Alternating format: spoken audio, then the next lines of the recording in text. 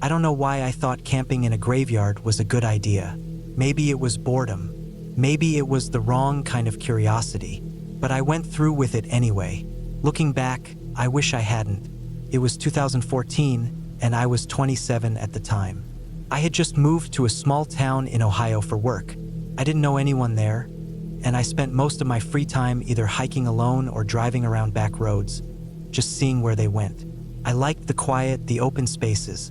Felt like I had the world to myself. But after a while, it got repetitive. One night, while looking at an old paper map of the area, I noticed a cemetery deep in the woods, about an hour outside town. It wasn't marked as anything important, just a small burial ground, far from the main road. There was no church, no maintained path leading to it.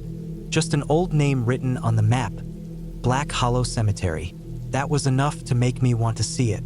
The next Saturday, I packed up my gear and drove out there in the late afternoon. The main road was in good shape, but after I turned onto the smaller dirt path leading toward the cemetery, things got rough. The road was narrow, covered in overgrown weeds, and the further I went, the less it seemed like anyone had been down there in years.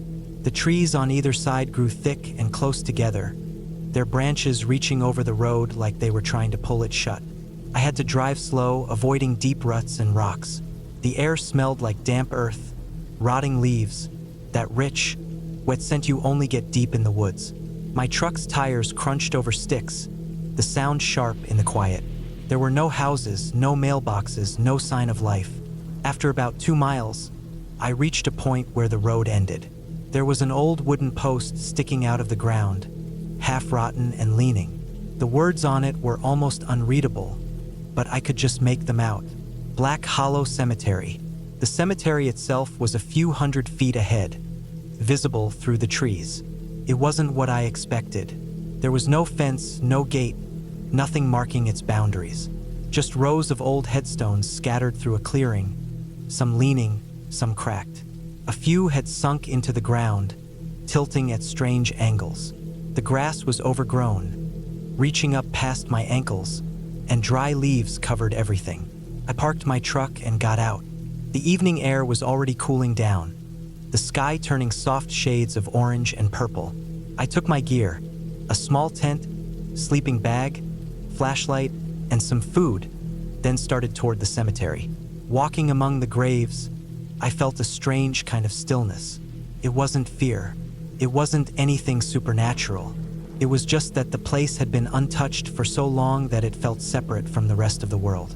The names on the headstones were faded, most of them from the 1800s. Some were so worn down they were just blank slabs of stone.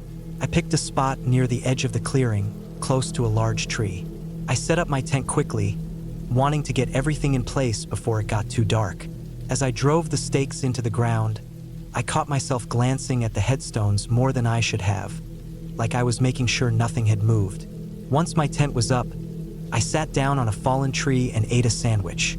The forest around me was quiet, just the occasional rustling of leaves in the breeze. It was peaceful in a way. No traffic, no voices, no background hum of power lines or distant highways. But the longer I sat there, the more I became aware of just how quiet it really was. No birds, no insects, just stillness. As the sun went down, the temperature dropped fast. I crawled into my tent, zipped myself inside my sleeping bag, and clicked off my flashlight. I laid there for a long time, staring at the ceiling of the tent, listening.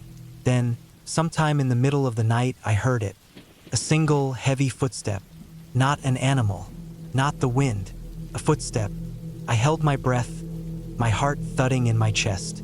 I told myself it had to be my imagination, a sound my brain had made up in the silence. Then another step. It was slow, deliberate, close. I reached for my flashlight, gripping it tight. My mind ran through the possibilities. A deer? No, too heavy. A bear? Maybe, but why would a bear be walking like that? I turned on my flashlight and pointed it toward the thin fabric of my tent. The light cast a faint glow outside, just enough to show shadows. Nothing moved. I listened, waiting. Silence.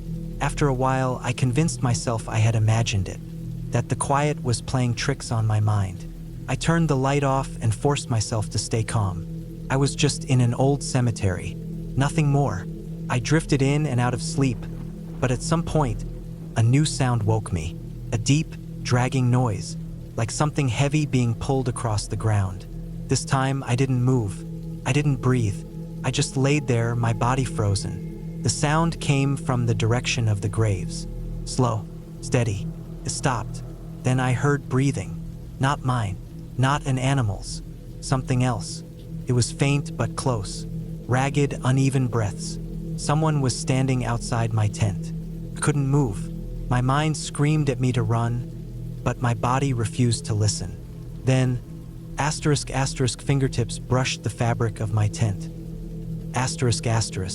I felt them press against the thin material, slow and deliberate. Just a light touch dragging down the side. I snapped. I grabbed my flashlight, flicked it on, and shoved the tent flap open. My light cut through the dark. Nothing was there. The graves stood silent, their shapes pale in the glow. The trees loomed tall and still. The ground was undisturbed, but the air was different. It was charged like the moment before a thunderstorm. And even though I saw nothing, I felt something watching. I grabbed my sleeping bag, my pack, and stumbled toward my truck, shoving everything inside as fast as I could. My hands shook so bad I could barely grip the keys. I started the engine and hit the gas, my tires kicking up dirt as I tore down the overgrown road. I didn't stop, not until I was miles away, back on the highway, headlights cutting through the dark. I never went back. A week later, I looked up Black Hollow Cemetery. There was almost nothing about it online, just a small mention in an old town record. But I found something. There was a note about how the cemetery had been closed off in the early 1900s. Not because it was full, not because of maintenance, because someone had been living in it. No one ever found out who, or if they ever left.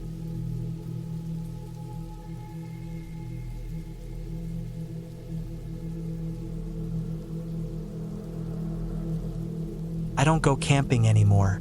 I don't go anywhere near the woods at night, and even during the day, I stay close to the roads, where I can hear cars and people. There was a time when I loved the outdoors, loved being away from the city, from the noise, from people.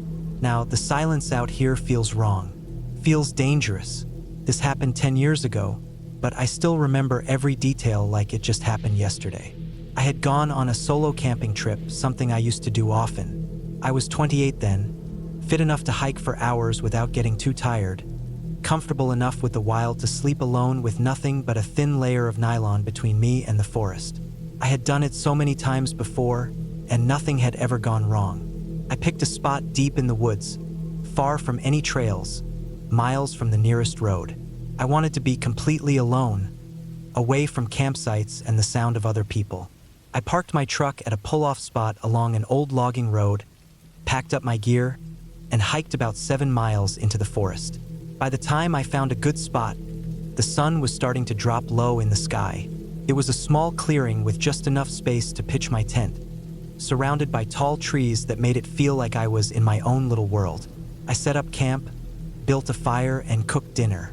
I sat by the fire as the sky turned dark, listening to the sounds of the forest, the rustling leaves, the distant hoot of an owl, the occasional snap of a twig as some small animal moved through the underbrush. It was peaceful. At least it was for a while. At some point, I started feeling uneasy. I couldn't explain why. Nothing had changed, nothing seemed off, but the quiet didn't feel right anymore. It wasn't just regular quiet, it was too quiet. The normal sounds of the woods, the insects, the rustling of the wind had stopped. I told myself it was nothing. Maybe I was just being paranoid. Maybe a predator was nearby, and the smaller animals had gone silent. But something about it put me on edge in a way I couldn't shake.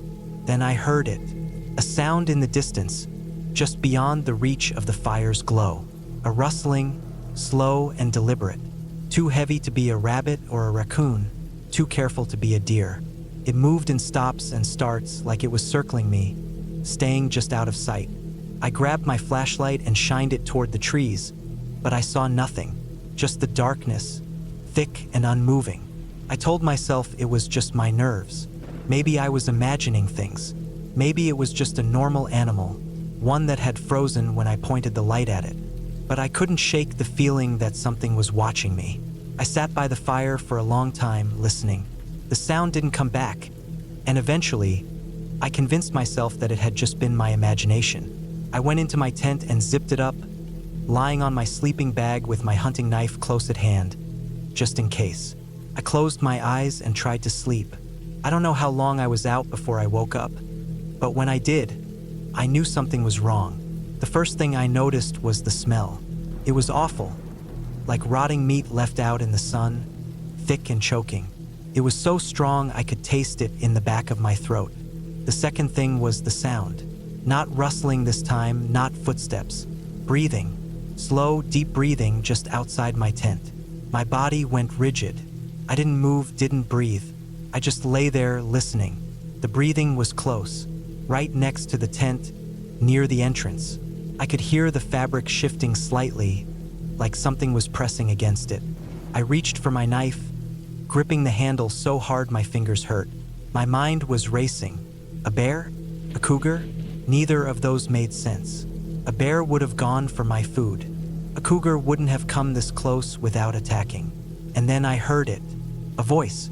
It was low, almost a whisper, but I heard it clear as day. My voice. It was my voice, calling out from just outside the tent. Come out. I nearly stopped breathing. My mind couldn't process it. It wasn't possible. It wasn't real. But I heard it again. Come out. It was wrong. It sounded just like me, but the tone was off. Too flat, too emotionless, like someone trying to mimic a recording. I wanted to run. I wanted to scream, but I did neither. I stayed still, gripping my knife so tightly my hand was shaking. Then the tent started to move. A long, slow drag of something sharp against the fabric, from the top to the bottom. Not cutting, just feeling, testing. I forced myself to breathe, slow and steady. I knew one thing, whatever it was, I couldn't let it see that I was afraid.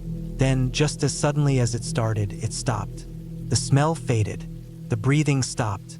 The silence returned. I stayed in that tent until the sun came up. I didn't sleep. I didn't move. I just lay there, listening to the silence, waiting.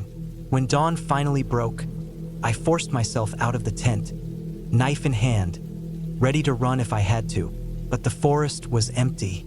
Nothing was disturbed. No tracks. No sign that anything had been there at all. Except for one thing. At the edge of the clearing, right where the trees began, there was something on the ground. I walked toward it slowly, my stomach turning. It was my shirt. The one I had worn the day before. The one I had taken off and left in my bag. It was folded neatly, placed carefully in the dirt. And next to it, a single, bloody handprint. I grabbed my pack and ran. I didn't stop to take down my tent, didn't stop to rest. I ran the entire 7 miles back to my truck, heart pounding, legs burning. I never went back. I don't know what I saw that night, and I don't want to know. I still go outside. I still hike sometimes, but never alone, never at night, and never ever in those woods again.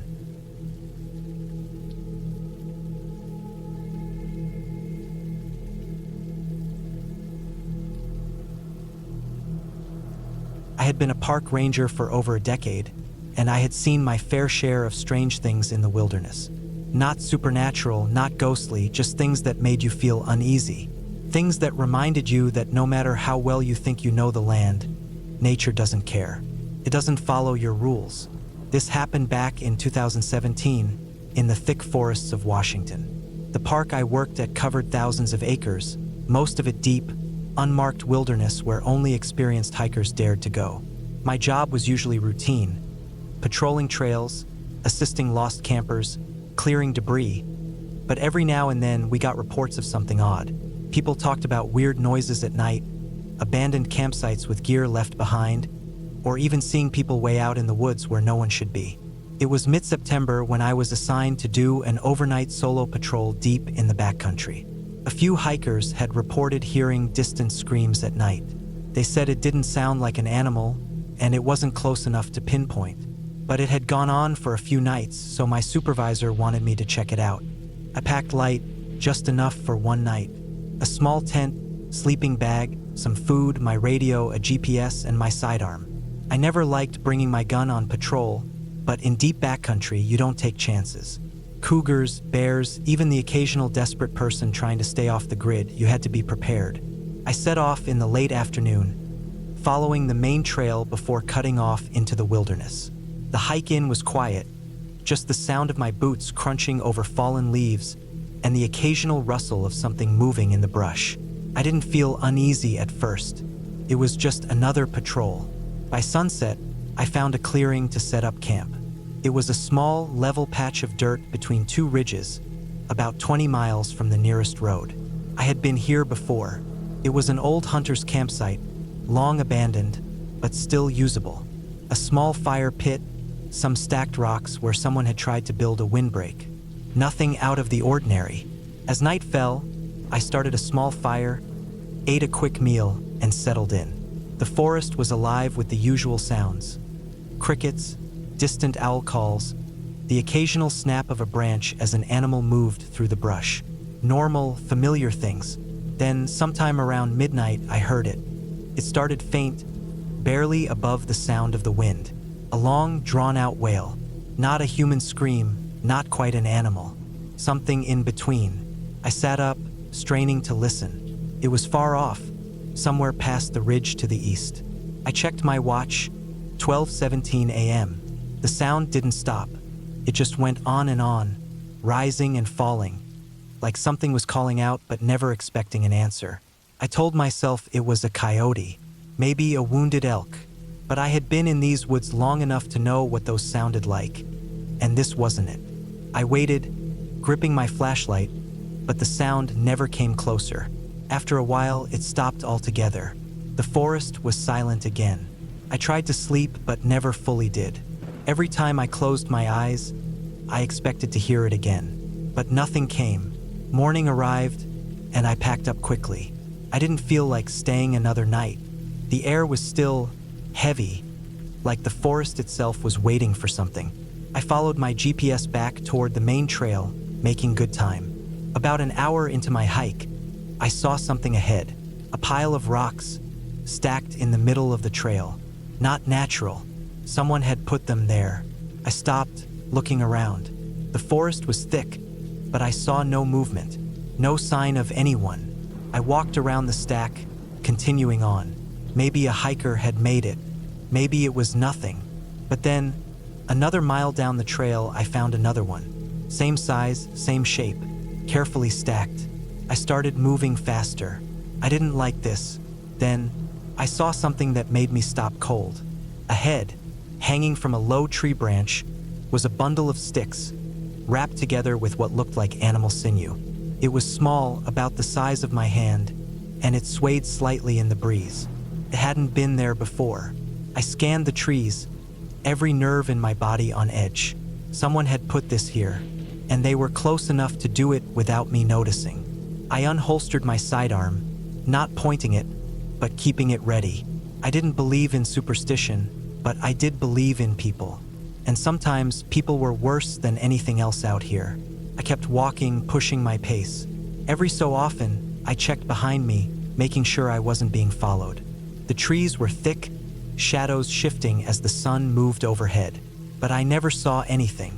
By the time I reached my truck, my nerves were shot. I threw my pack in the back, climbed in, and locked the doors. My hands were shaking, just slightly. I radioed back to the station, told them I found no sign of injured wildlife but had come across some strange markers. My supervisor didn't ask questions, just told me to come back and file a report. I never got an explanation for what happened that night. No missing persons cases, no signs of camps nearby, just the memory of that sound, the stacked rocks, and the feeling that someone had been watching me the whole time. I don't do solo overnights anymore. Some things you just don't push your luck with.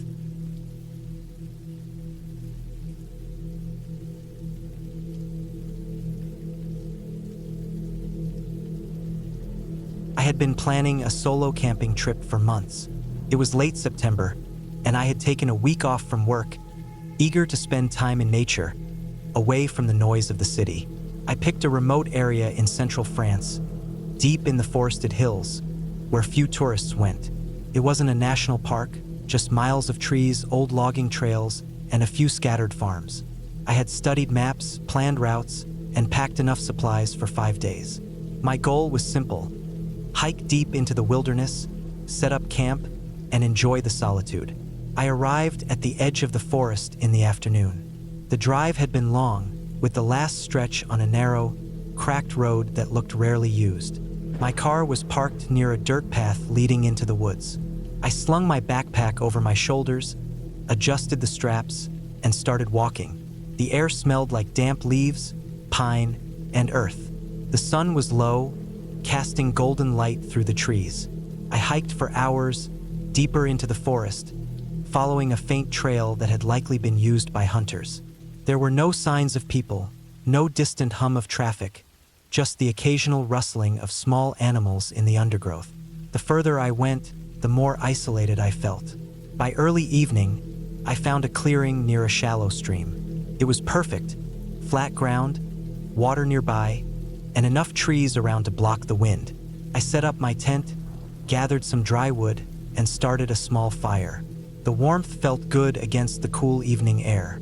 I cooked a simple meal, ate quickly, and sat by the fire as darkness settled. The night was silent except for the occasional hoot of an owl. I barely slept that night. The forest was too quiet. I kept waking up, listening to faint rustling outside my tent. Probably just animals, I told myself. By morning, I was exhausted but determined to continue. I packed up and hiked further in.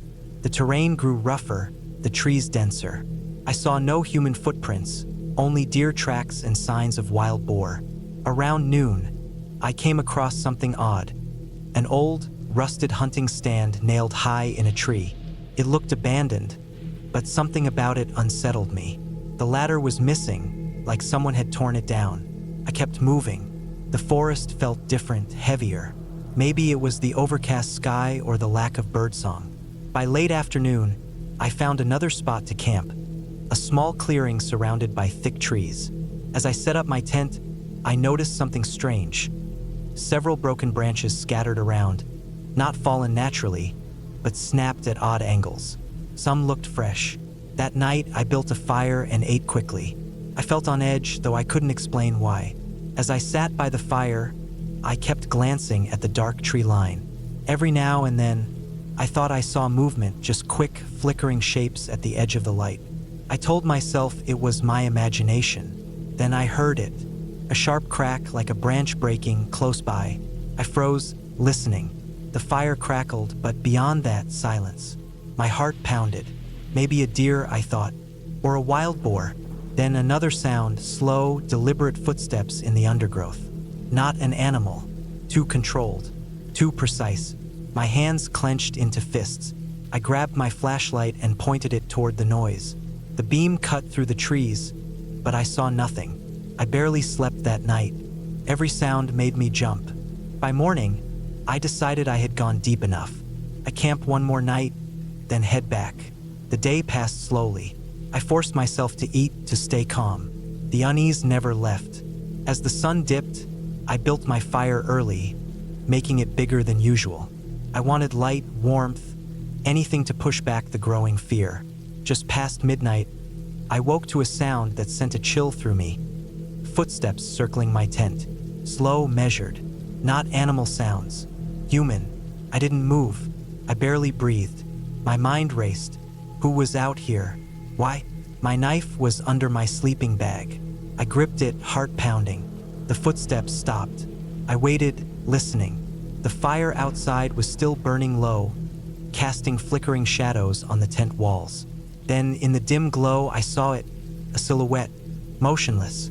I stopped breathing. The figure stood just beyond the firelight, barely visible. It didn't move, just watched. Minutes passed. Then, it stepped back, slowly, into the trees, gone. I stayed awake till dawn, gripping my knife. As soon as the sky lightened, I packed up and left, moving fast, barely stopping. The hike back felt endless. Every rustle in the trees made my skin crawl. When I finally reached my car, I tossed my backpack in, locked the doors, and sped down the cracked road. I didn't stop until I reached the next town. I checked into a hotel, locked the door, and sat awake, replaying everything. Who was in that forest with me? And why didn't they ever speak? I never found out. I never went back.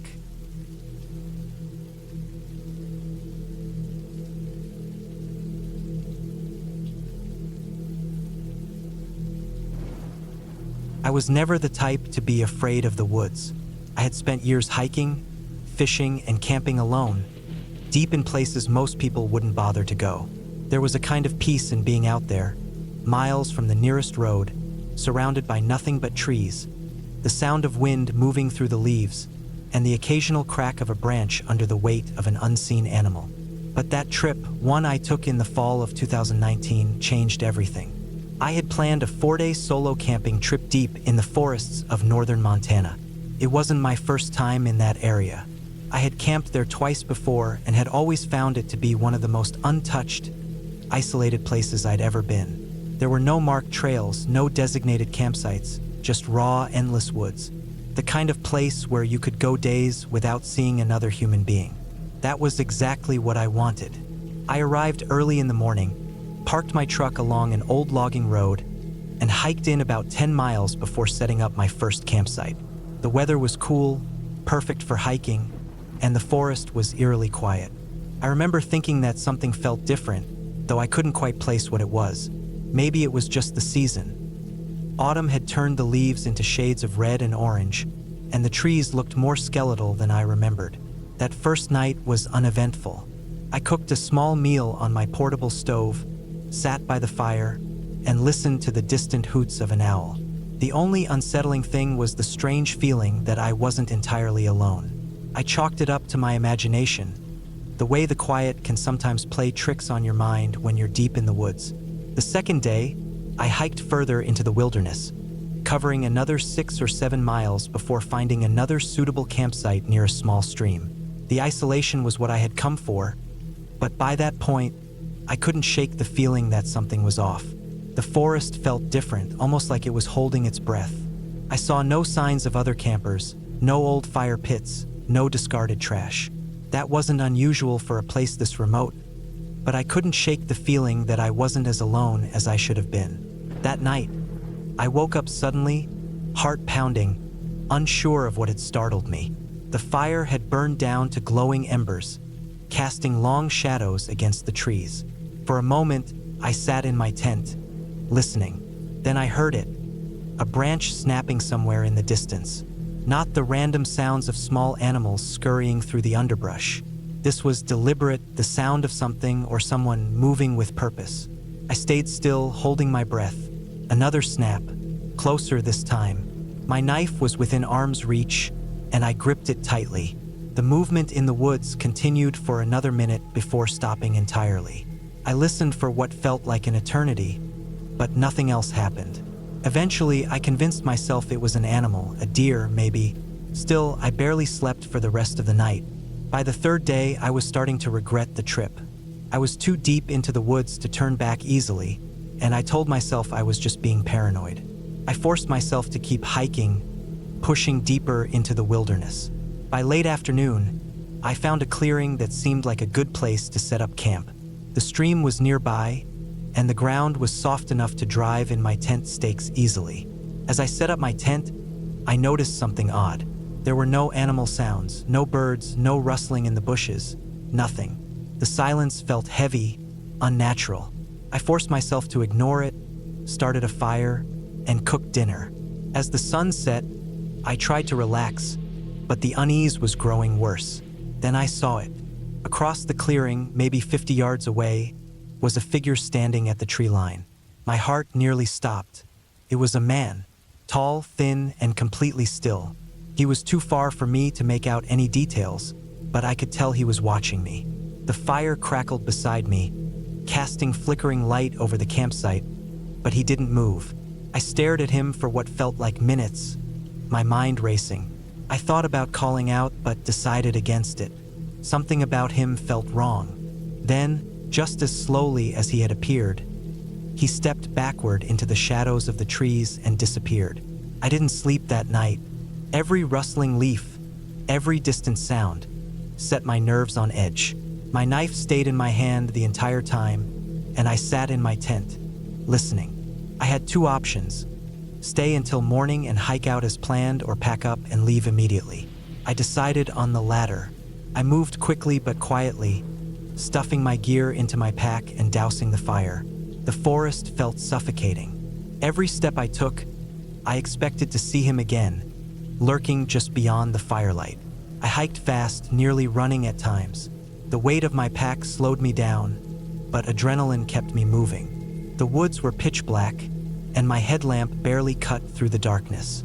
Every so often, I would stop and listen.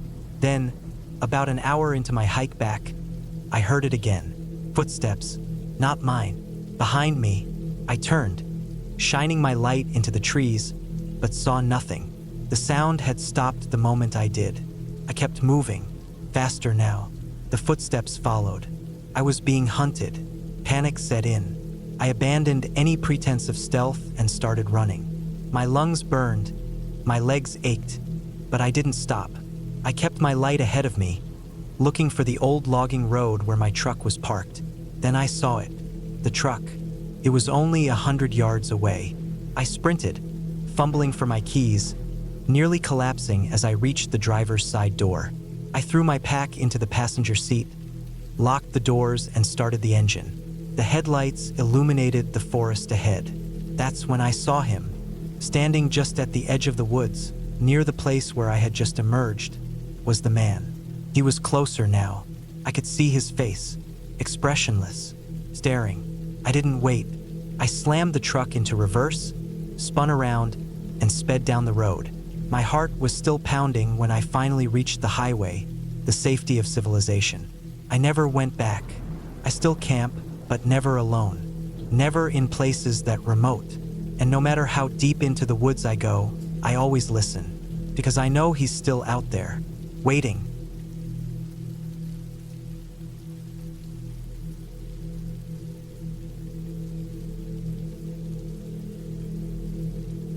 It was the summer of 2016 when I decided to go on a solo camping trip deep in the valleys of Montana. I had spent years exploring different terrains, hiking through forests, mountains, and rivers, but this time, I wanted something different, real isolation. I wanted to be out there, just me and nature, away from people, away from roads, away from anything that reminded me of city life. I planned everything carefully. My gear was packed: food supplies for a week, a sturdy tent, a hunting knife, and a rifle. The location I picked was nearly 20 miles away from the nearest dirt road, an area surrounded by thick forests and steep hills. It was one of those places where you wouldn't see another human for miles, a place where the only sounds were the rustling of leaves and the distant calls of wildlife. I parked my truck at the edge of a dirt road, the last place where any kind of vehicle could reach, and started my hike. The air was crisp, the kind that smelled of pine and damp earth. I followed an old hunting trail that led deeper into the valley, walking for nearly 6 hours before I finally reached the spot I had chosen for my camp. It was a clearing beside a small stream, surrounded by tall trees that blocked most of the sunlight, making the place feel colder than it actually was. Setting up my camp took another hour. I pitched my tent near the stream, gathered some firewood, and sat down to take in the silence. This was exactly what I had wanted. No people, no distractions, just me and the wild. The first night was peaceful. I made a small fire, cooked some food, and watched the stars above me. The only sounds were the distant howls of coyotes and the occasional rustling of small animals in the bushes. The second day, I explored the area. I hiked up one of the hills nearby to get a better view of the land, marking key locations on my GPS in case I needed to find my way back. The valley stretched for miles, untouched and wild. By late afternoon, I returned to my camp, started another fire, and cooked a meal. That was when I noticed something strange. First, it was just a feeling, the kind you get when you're being watched. I tried to ignore it, telling myself it was just my mind playing tricks on me. But as the evening went on, that feeling didn't go away. Every now and then, I'd hear something in the trees. Not the normal sounds of birds or small animals, but something heavier. Footsteps.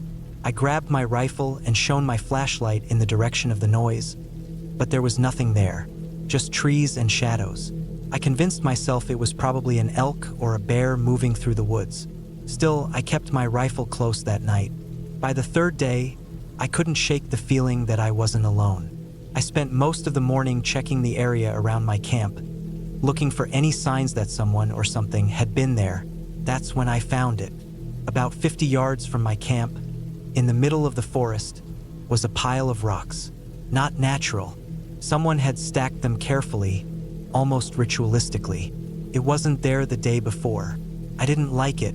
I had camped alone before, but I had never come across something like this. The thought of someone else being out here, watching me, unsettled me more than I wanted to admit. I kicked the pile of rocks over and went back to my camp. That night, I barely slept. I kept waking up to sounds. Branches snapping, footsteps moving just outside my tent. I'd shine my flashlight outside, but again, nothing. Just the stillness of the forest. By now, I was sure of it. I wasn't alone out here. On the fourth day, I decided to leave early. Something didn't feel right, and I wasn't about to find out what. I packed up my camp quickly and started my hike back to my truck. That's when I saw it. Deep in the woods, far from any trails, there was an old, abandoned cabin. It wasn't marked on any maps, and it looked like it had been there for decades. The wood was rotting, the windows broken. Something about it felt wrong. I should have kept walking. I should have ignored it, but my curiosity got the better of me. I stepped closer, rifle in hand, and peered inside. The inside was empty, except for an old wooden chair in the middle of the room. But what made my stomach turn was what was carved into the walls. Names, dozens of names. Some scratched deep into the wood, others faded with time. Beneath each name was a date. Some were from decades ago, some were recent, and then I saw my name, my full name, carved into the wood with today's date beneath it. I didn't wait to see anything else. I turned and ran. I ran faster than I had ever run before, not caring about the noise I made. I just needed to get back to my truck. The hike back that had taken me 6 hours before, I made in less than 3. When I finally reached my truck, I threw my gear inside, started the engine, and sped away, not stopping until I was miles away from that valley. To this day, I don't know who or what was out there. I never went back, but sometimes, late at night, I still think about that cabin, about the names on the wall, and about the fact that someone or something knew I was coming.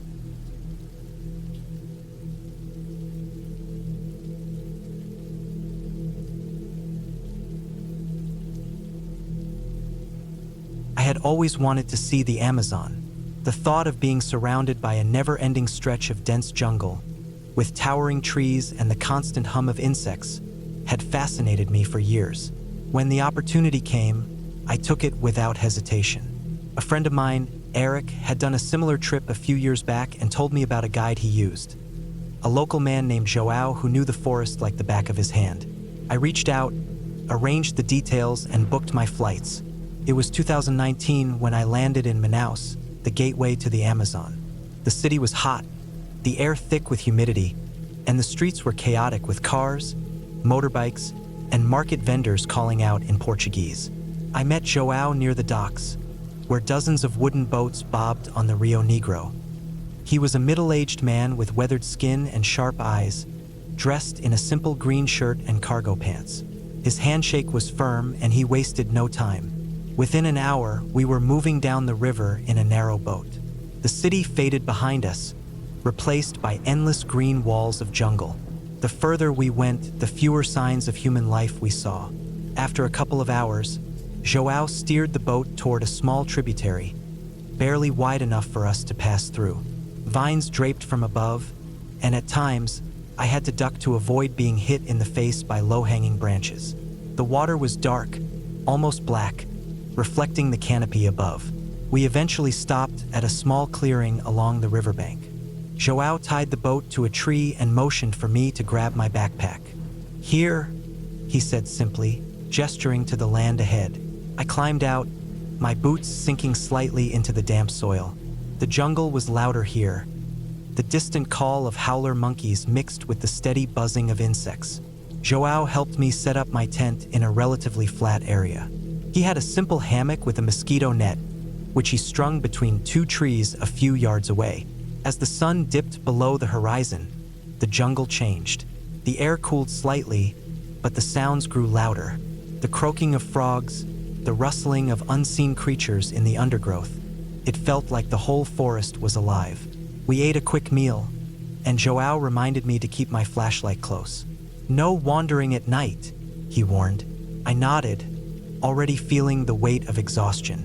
I crawled into my tent, zipped it shut, and lay on my thin sleeping mat, listening. It must have been sometime past midnight when I woke up. Something had disturbed me. At first, I thought it was just the jungle noises, but then I heard it again. A faint rustling, different from the usual background sounds. It was close. My pulse quickened as I reached for my flashlight. I hesitated before turning it on, not wanting to draw attention to myself. The sound came again, this time from behind my tent. I held my breath, straining to listen. It wasn't an animal moving through the brush. Too slow, too deliberate. Felt like footsteps. I slowly unzipped the tent, careful to make as little noise as possible. I poked my head out, scanning the darkness. The jungle was thick, and my flashlight barely cut through it. I saw nothing unusual, but the uneasy feeling didn't leave me. I looked over at Joao's hammock. He was still there, his form barely visible under the netting. If he was worried, he didn't show it. I considered waking him, but I didn't want to seem paranoid. Maybe it was just my imagination. I forced myself to lie back down, but sleep didn't come easy. Every little sound put me on edge. The next morning, Joao didn't mention anything, so I didn't bring it up. We spent the day exploring, tracking animal prints, and learning about the different plants and their uses. Joao was an endless well of knowledge, pointing out things I never would have noticed on my own. As night fell, I told myself I would sleep better. I was wrong. The same sound woke me up, the same slow, deliberate movement near my tent. This time, it was closer. I stayed completely still, barely breathing. The sound circled my tent, stopping just inches away from where I lay. My mind raced through possibilities. An animal? Person? If it was an animal, why wasn't it making more noise? If it was a person, why weren't they saying anything? I gripped my flashlight, my fingers slick with sweat. I needed to see. I needed to know what was out there. I unzipped the tent as quietly as I could and shined the light outside. The beam swept over the dense vegetation, revealing nothing but tangled roots and damp leaves. My heart pounded. Then I noticed something. Footprints in the soft earth, leading away from my tent. Human footprints. I turned toward Joao's hammock, but before I could say anything, I saw it was empty. Panic surged through me. Where was he? Had he heard something and gone to check? Or had something taken him? I hesitated only for a second before grabbing my machete and stepping out. The night was thick with the smell of damp earth and rotting leaves. I followed the footprints, my flashlight bouncing off the trees.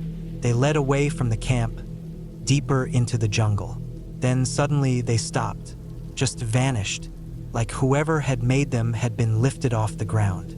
A twig snapped behind me. I spun around, my light catching movement, something darting between the trees. My stomach dropped. It was fast, too fast to be Joao. I backed up slowly, gripping the machete tighter. My breaths were shallow. The jungle around me felt like it was closing in. Then, out of the darkness, Joao appeared. His face was hard to read in the dim light, but his posture was tense. He motioned for me to follow him back to camp without a word. I didn't hesitate. Back at camp, he finally spoke. "We leave at first light." He didn't explain. I didn't ask. Morning couldn't come fast enough. As soon as the sun was up, we packed and got on the boat. The jungle looked different in the daylight, less menacing, but no less mysterious. I kept glancing over my shoulder, half expecting to see something watching us from the trees. We reached Manaus by midday. João barely spoke on the ride back. When we docked, he finally turned to me. "You were lucky," he said. "Some things in the jungle, better not to see." I never found out what he meant. I didn't ask.